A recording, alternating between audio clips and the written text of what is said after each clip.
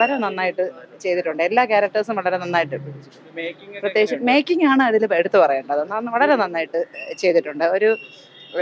നമ്മളൊരു big budget ചിത്രം കാണുന്ന പോലെ തന്നെ ഉള്ള ഒരു പ്രതീതി ഉണ്ടായിരുന്നു. വളരെ നല്ല പടമായിരുന്നു. സോങ്സ് എടുത്തു പറയേണ്ടതാണ്. വളരെ നല്ല എഡിറ്റിങ്ങും എല്ലാം നല്ലതായിരുന്നു. പേടിക്കാനുണ്ടോയെന്ന് ചോദിച്ചു കഴിഞ്ഞാൽ അത്രയ്ക്ക് വലിയൊരു ഹൊറർ രീതിയിലോട്ട് നമ്മളെ കൊണ്ടുപോകുന്നില്ല. പക്ഷേ എങ്കിൽ പോലും നമുക്ക് അതിൻ്റെ അകത്ത് ഉണ്ട്. കണ്ടോണ്ടിരിക്കാനായിട്ട് വളരെ ഇൻട്രസ്റ്റിംഗ് ആണ്. പെർഫോമൻസ് ഓൾ ഓവർ എല്ലാവരുടെയും വളരെ നന്നായിട്ടുണ്ടായിരുന്നു. നന്നായിട്ട് ഒന്നും എടുത്തു പറയേണ്ടതായിട്ടില്ല. എല്ലാവരുടെയും നന്നായിട്ടുണ്ട്. എന്തായാലും ഗായത്രി മേഡം നന്നായിട്ട് ചെയ്തിട്ടുണ്ട്.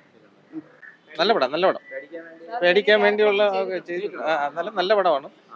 ഇപ്പം നമ്മൾ കുറച്ച് നാളിന് ശേഷം അങ്ങനെ പ്രേത സിനിമകളൊന്നും അങ്ങനെ വരാത്തത് കൊണ്ട്, പക്ഷെ എന്നാലും അതിൻ്റെ അതായത് പുതിയ രീതിയിലുള്ള മേക്കിങ്ങും ആണ് അതിൻ്റെ ഒരു ഇതെന്ന് പറഞ്ഞത്. അതായത് എഡിറ്റിങ് അങ്ങനെയുള്ള പുതിയ കാര്യങ്ങളിലൊക്കെ ഒരുപാട് ചെയ്തിട്ടുണ്ട്. ലോ ബഡ്ജറ്റ് ചിത്രമാണ്, ഭയങ്കര ഇതൊന്നും അല്ലെങ്കിൽ പോലും നമുക്ക് ഒരുപാട് കാര്യങ്ങൾ അതിനകത്ത് കണ്ടെത്താൻ പറ്റും. പുതിയ വിഷ്വലൈസേഷൻ, ഗ്രാഫിക്സ് അങ്ങനെയുള്ള പുതിയ കാര്യങ്ങളിൽ കുറെ നല്ല കാര്യങ്ങൾ ചെയ്തിട്ടുണ്ട്. നല്ല സിനിമയാണ്, പോയി ഒന്ന് കാണണം. പടം കണ്ടിറങ്ങിയപ്പോഴാ ചേട്ടാ ഈ ഒരു സിനിമയ്ക്ക് തയ്യൽ മെഷീൻ എന്നൊരു പേര് കൊടുത്തത്? അതൊരു തയ്യൽ മെഷീന്, അതായത് ഒരു ഓബ്ജക്റ്റ് ആണല്ലോ. അതിൽ നിന്നാണ് ആ പ്രേതം വരുന്നതും അതിൽ നിന്നും അങ്ങനെ ഒരു സാധനം ഉണ്ടാവുന്നതും. അപ്പോൾ നമ്മളെല്ലാത്തിലും അങ്ങനെ പല ഇംഗ്ലീഷ് സിനിമകളിലൊക്കെ ഉണ്ടാവുന്നുണ്ട്. പക്ഷെ ആ ഓബ്ജക്റ്റിനെ നമ്മൾ ബേസ് ചെയ്തുകൊണ്ടാണ് അതിനകത്ത് വെച്ചത്. പക്ഷെ നമ്മളെ മലയാളത്തിലേക്ക് കൊണ്ടുവരുമ്പോഴത്തേക്ക് അതിൻ്റെതായ രീതിയിലുള്ള കുറേ മേക്കിംഗ് ഒക്കെ വേണ്ടി വരുമല്ലോ. അത് നന്നായിട്ട് ചെയ്തിട്ടുണ്ട്.